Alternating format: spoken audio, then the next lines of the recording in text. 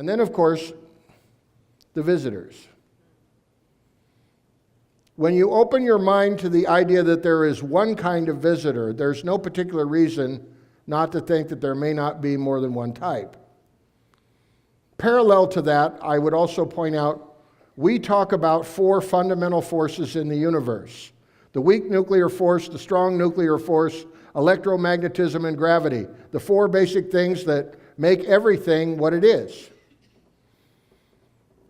Judging by what has happened since I was very young. When I was young, they said there would be no planets out there. They said there would be no water out there. They said there would be no life out there, certainly not intelligent life. What has happened since our instrumentation has become better?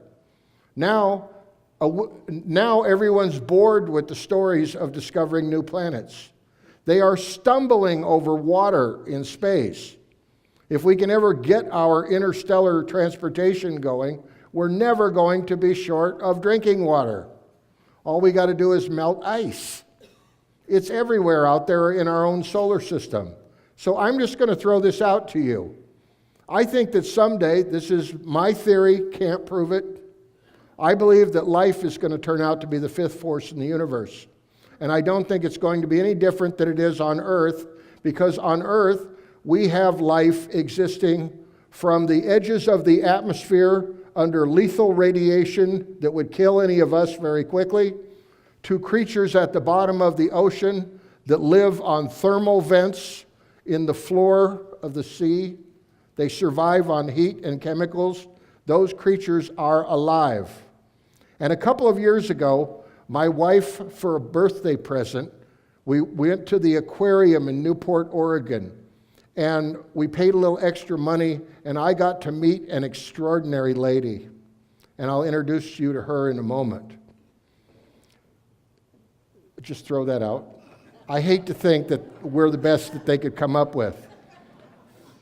But here's who I got to meet. Her name is Mystery.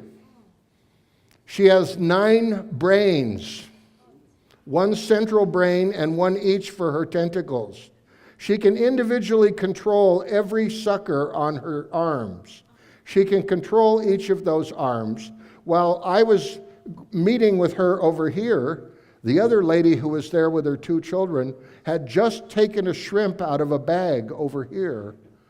And without even missing a beat, I see a tentacle go out this way, up out of the water, and take the shrimp out of the lady's hand.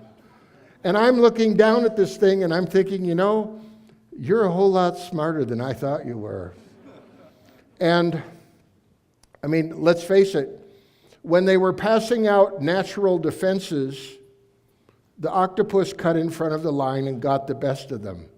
They can change color and texture at will. She did it multiple times while we were there, and it happens so fast you don't even see it happen.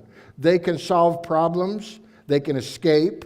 They will plot their own escape. They can open jars to retrieve things. If the octopus had technology, they'd be running this planet, not us. So I would just point out that we have to be very careful with the word intelligent.